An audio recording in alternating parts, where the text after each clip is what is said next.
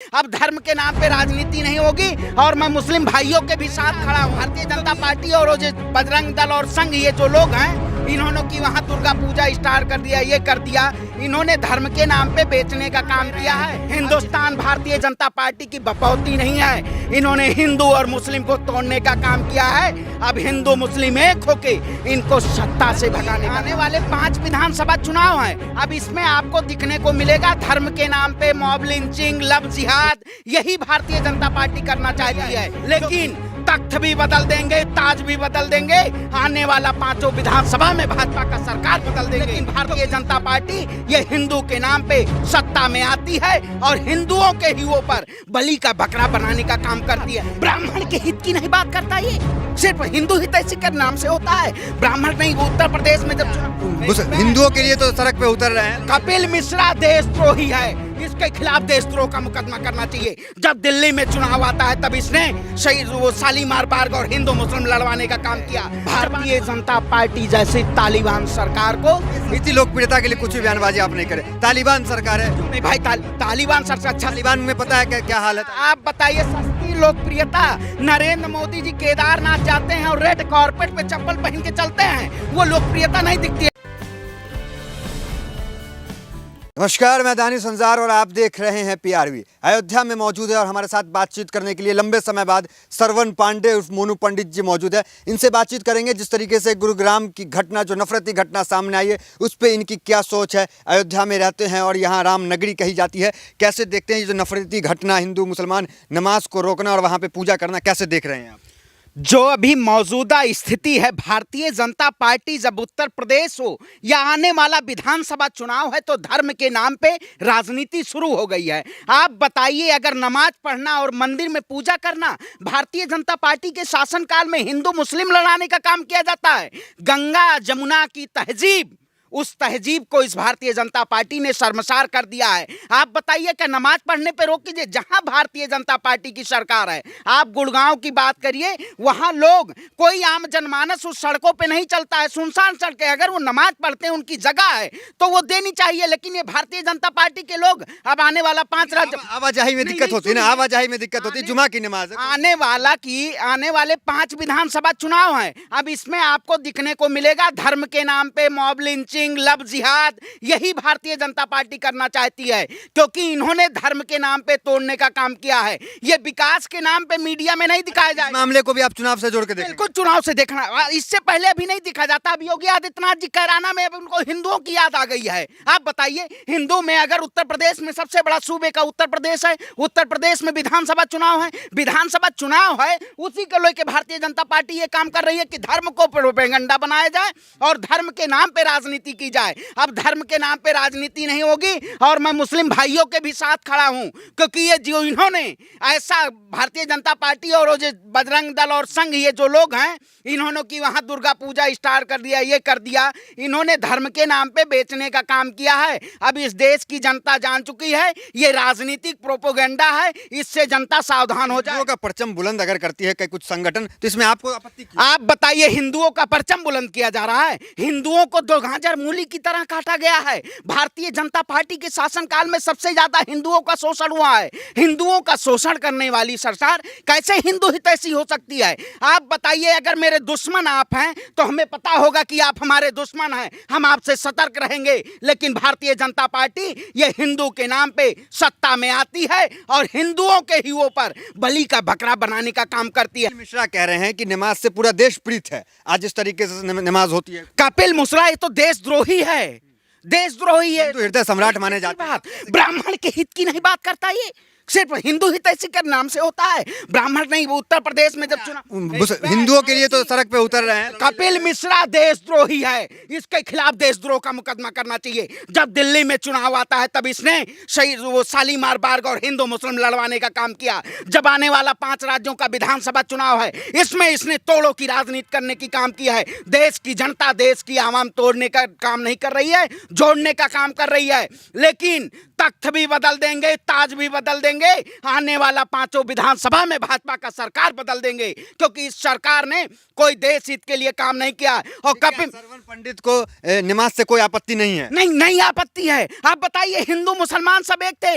वही एपीजे अब्दुल कलाम की बात करिए, मुस्लिम थे, क्या वो देशद्रोही थे? अरे इन्होंने एक कौम को ऐसे देशद्रोही बनाने का काम किया है। ऐसे देश का लोकतंत्र नहीं चलता।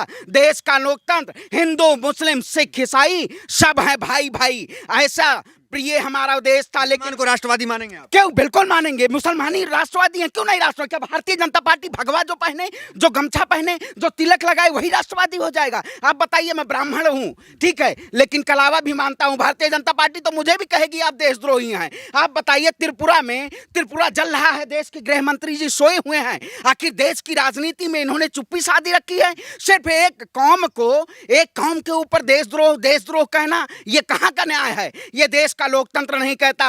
भारतीय जनता पार्टी को सत्ता से बेदखल करेंगे, क्योंकि इन्होंने सिर्फ और सिर्फ धर्म का कांड खेला है। कैसे नारे लगे वहां पे कि पाकिस्तान जाओ, बांग्लादेश जाओ, कैसे देख रहे हैं आप? अरे भाई, हिंदुस्तान में तालिबान सरकार है। भारतीय जनता पार्टी जैसी तालिबान सरकार को, इसी लोकप्रियता के लिए कुछ भी बयानबाजी आप नहीं करें। तालिबान सरकार है, क्यों नहीं भाई? तालिबान सरकार, तालिबान में पता है क्या हाल है? आप बताइए, सस्ती लोकप्रियता। नरेंद्र मोदी जी केदारनाथ जाते हैं और रेड कारपेट पे चप्पल पहन के चलते हैं, वो लोकप्रियता नहीं दिखती है। लेकिन अगर हम सच्चाई बोलें और सच की बात करें, सत्ता से सवाल पूछें, तो हम सस्ती लोकप्रियता की बात करती हैं। आप जैसे पत्रकार तो चलिए मान करता हूं, लेकिन ये जो स्ट्रीम मीडिया, ये तो पूरे चाटुकार हो चुके हैं। लेकिन आप चलिए ग्राउंड रिपोर्टिंग, आप सच्चाई दिखाते हैं, आप जनता की आवाज को दिखाते हैं, आपको सैल्यूट करते हैं। लेकिन ऐसी चाटुकार मीडिया, आज तक की एंकर हो या जो बड़े बड़े मीडिया चैनल पे बैठे हुए स्टूडियो में, जनता में महंगाई नहीं दिखती है। नहीं चाहेंगे कि मुसलमान पाकिस्तान जाए?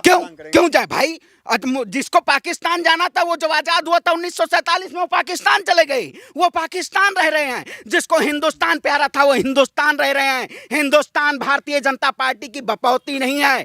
इन्होंने हिंदू और मुस्लिम को तोड़ने का काम किया है। अब हिंदू मुस्लिम एक होके इनको सत्ता से भगाने का काम। रामनगरी में आप ऐसी बात कर रहे हैं, कुछ लोगों को पचेगा नहीं। अरे भाई, कैसे नहीं पचेगा? आप बताइए, जाकी रही भावना जैसी, प्रभु मुहूर्त देखी तीन तैसी। इन्होंने भावना को ठेस पहुंचाने का काम किया है। अयोध्या राम की नगरी है। राम भगवान धर्म के अनुयायी थे। ये नहीं कि हिंदू एक तरफ, मुस्लिम एक तरफ, काटने बांटने की नहीं बात होती थी। वो सबका साथ चाहते थे। लेकिन भारतीय जनता पार्टी का सबका साथ और सबका विकास सिर्फ दिखावा है, इनका धर्म के नाम पे ही। वही बताइए, अयोध्या में आप खड़े हैं ना, भाजपा का 2 ही कारोबार है, एक तो चंदा चोरी, दूसरा भ्रष्टाचार। ये भारतीय जनता पार्टी ही राम मंदिर की सबसे बड़ी अवरोध है। अगर भारतीय जनता पार्टी सत्ता में, तो कह रहे हैं कि बहुत बड़ी अचीवमेंट बता रहे हैं। अरे अमित शाह कैसे कह रहे हैं? अमित शाह, ये तो तरी पार गृह मंत्री अमित शाह जी को त्रिपुरा पे क्या चुप्पी है इनकी? त्रिपुरा पे नहीं बोला जा रहा? लखनऊ में तो खूब आ रहे हैं। अरे क्यों नहीं? अब आइए, आप की बार वहाँ गोरखपुर आए थे, कुशीनगर प्रधानमंत्री जी आ रहे हैं, कह रहे हैं उत्तर प्रदेश आस्थाओं का प्रदेश है। अरे भाई, तो उत्तर प्रदेश की जनता भी जान रही है कि यही काशी, यही संगम, यही अयोध्या, यही सब कुछ है। आपकी बताने की जरूरत नहीं है। आप धर्म के नाम पे जनता को गुमराह करने का काम मत करिए। भारतीय जनता पार्टी ने ये लोगों के भावनाओं से खेलने का काम किया है, और जो भावनाओं से खेलता है, जो भरा नहीं है भावों से, उसकी बहती रकबी नहीं। अब की इनके भावों से नहीं कोई भरने वाला। क्योंकि आप बताइए, योगी जी तो आ रहे हैं अयोध्या से, पूरी उम्मीद है कि इस बार अयोध्या से योगी जी चुनाव लड़ेंगे। सूत्रों के हवाले से खबर ये भी आ रही है। अरे भाई, तो लड़ेंगे। अयोध्या की जनता देखे हैं, भारी बहुमत से कौन आसियाना तोड़ा गया, भारी बहुमत से जीतेंगे। वो को अयोध्या की जनता, ये एमएलसी से मुख्यमंत्री बन गए, विधानसभा इनको पहुंचने नहीं दिया जाएगा, क्योंकि ये विधानसभा के लायक नहीं है। जिस तरह 2007 में ये फूट फूट के संसद में रोए थे, अब की बार अयोध्या से चुनाव हार के और ये गोरखपुर मठ में बैठ के रोना धोना करना पड़ेगा। चुनावी तैयारी पूरी कर चुके हैं। क्या लगता है, जहां योगी जी जैसे सामने चेहरे होंगे मुख्यमंत्री के, वहां पे चुनाव लड़ना और आपका जीतना? पॉसिबल है? अरे योगी जी को मैं चैलेंज करता हूं। योगी जी आइए, हमारे विधानसभा से चुनाव लड़िए या अयोध्या से लड़िए। उत्तर प्रदेश की 403 विधानसभा से जहां से आप चुनाव लड़ेंगे, हम आपको हराने का काम करेंगे। और हरैया से मैं योगी आदित्यनाथ को चैलेंज करता हूं कि अयोध्या की सरजमी है, आप आके चुनाव लड़िए, हम आपको सत्ता से बेदखल करने का काम करेंगे। टक्कर दे पाएंगे? बिल्कुल टक्कर नहीं, इनको भगाने का काम करेंगे वोट की चोट से। ऐसा कौन सी पार्टी? अरे सभी दलों में दलदल है, श्रवण पांडे निर्दल है, पार्टी कोई नहीं। भारतीय जनता पार्टी को अब की बार जनता का जनादेश हराएगा, जनता के लोग हराएंगे। क्योंकि देश में किसान आंदोलन, देश में छात्र परेशान, पेट्रोल की महंगाई चरम पे, सरसों का तेल 250 रुपए, और भाजपा खुशहाल, जनता बदहाल। लेकिन रामनगरी में क्यों लगता है कि लोग आपको पसंद करेंगे? आपको तो हिंदू विरोधी बता देंगे लोग, आपको क्यों पसंद करेंगे? अरे भाई, जनता अब की बार कामों पे पसंद करेगी, धर्म के नाम पे नहीं अब की पसंद करनी है कि आप चोला पहन लीजिए, कंठी पहन लीजिए, माला, और देश को, जनता को गुमराह करने का काम करिए। अब जनता विकास मॉडल की बात करेगी, क्रांतिकारियों की बात करेगी।